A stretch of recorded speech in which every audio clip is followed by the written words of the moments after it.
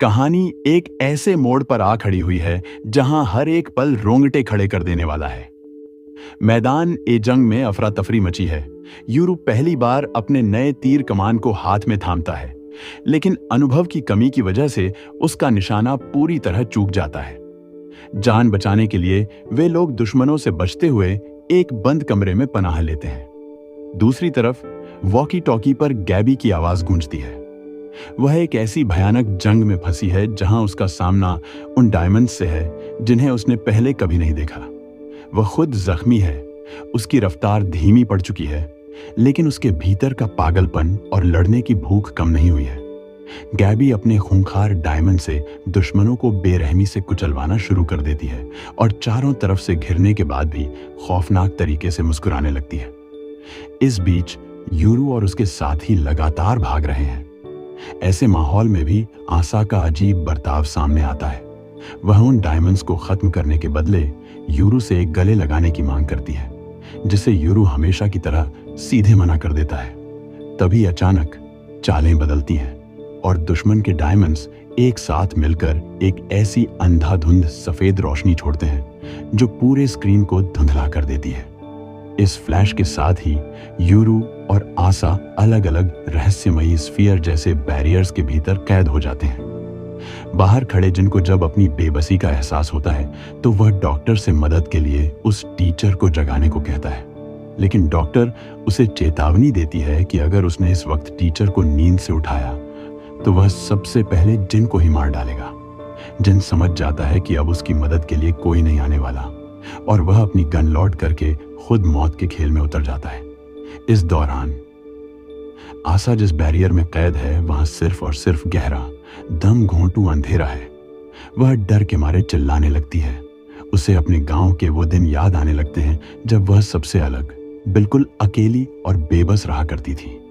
लेकिन तभी उस घने अंधेरे को चीरती हुई राइट की आवाज आती है। राइट उसकी खुशबू से उसे ढूंढ लेता है और उसके सिर पर हाथ रखकर कहता है कि डरने की कोई जरूरत नहीं, मैं तुम्हारे साथ हूं। यहीं पर कहानी का सबसे बड़ा और चौंकाने वाला रहस्य सामने आता है। राइट इस बात का खुलासा करता है कि राइट और लेफ्ट कोई आम डायमंड्स नहीं है, बल्कि वे ब्रेक और सील की शक्तियों के नेचुरल एनिमी हैं, जिन्हें उनके पिता ने इसलिए बनाया था ताकि यह असीमित ताकत कभी आउट ऑफ कंट्रोल न हो जाए। इसका सीधा और डरावना मतलब यह था कि जब यूरू अपनी सील की असली पावर को हासिल करेगा तब लेफ्ट उसकी सबसे बड़ी दुश्मन बन जाएगी। वहीं दूसरी तरफ यूरू अपने बैरियर के भीतर इस सफेद रोशनी के कारण अपना शारीरिक संतुलन खो चुका है, लेकिन उसका हौसला नहीं टूटा। वह इस कैद के समय का इस्तेमाल अपने नए तीर कमान को मास्टर करने के लिए करता है। वह निशाना लगाता है और तीर सीधे जाकर लेफ्ट को लग जाता है। यूरू घबरा जाता है, लेकिन पत्थर की बनी लेफ्ट उसे ढांढस बंधाती है कि वह जितना चाहे उस पर तीर चलाए। जब लेफ्ट उससे पूछती है कि क्या तुम्हें अपनी बहन की फिक्र नहीं है, तो यूरू मुस्कुराकर कहता है कि आसा के पास ब्रेक की ताकत है। उसे इस मामूली बैरियर में कैद रखना नामुमकिन है। और यूरू का यह यकीन बिल्कुल सच साबित होता है।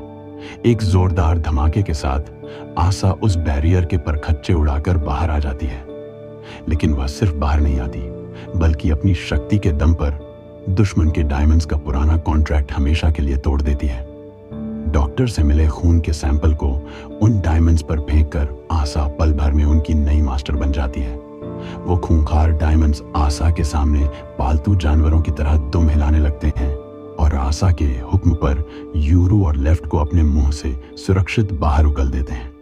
दुश्मन का मास्टर जब देखता है कि उसका पूरा पासा पलट चुका है तो वह दुम दबाकर भागने की कोशिश करता है, लेकिन इस बार यूरू का निशाना नहीं चूकता। यूरू का एक अचूक तीर सीधा जाकर दुश्मन के कंधे को चीर देता है। इसके बाद का नजारा किसी खूनी मंजर से कम नहीं है।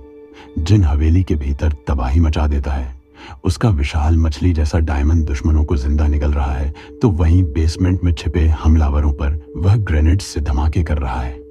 अकियो अपनी विशाल आंख वाले डायमंड के साथ एंट्री लेता है और भागते हुए दुश्मनों को लोहे की रॉड से बेरहमी से कुचल देता है। जब सब कुछ शांत होता है तो यूरू और गैबी एक बार फिर आमने सामने आ जाते हैं। गांव पर हुए हमले का गुस्सा यूरू के भीतर आज भी आग की तरह धधक रहा है और दोनों एक दूसरे को जान से मारने के लिए तैयार हो जाते हैं, जिन्हें आशा बमुश्किल शांत कराती है। पकड़े गए दुश्मनों से सच उगलवाने के लिए हारुओ अपने भारी भरकम कछुए वाले डायमंड का वजन दुश्मन की छाती पर रख देता है। दर्द से कराहते हुए वह बंदा कबूल करता है कि वे सब सिर्फ भाड़े के टट्टू हैं जो एक दूसरे को जानते तक नहीं, और उन्हें ऑर्डर देने वाले जैकेट वाले शख्स को अकियों पहले ही यमलोक भेज चुका है। जब आशा उन नए डायमंड्स से उनका नाम पूछती है तो पता चलता है कि उनके पिछले मालिक ने उन्हें कभी कोई नाम ही नहीं दिया, क्योंकि वह उनकी इज्जत नहीं करता था।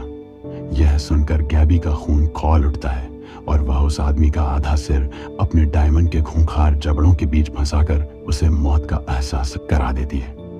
आशा उन डायमंड्स को छोटा होने को कहती है और वे प्यारे से छोटे रूपों में बदल जाते हैं।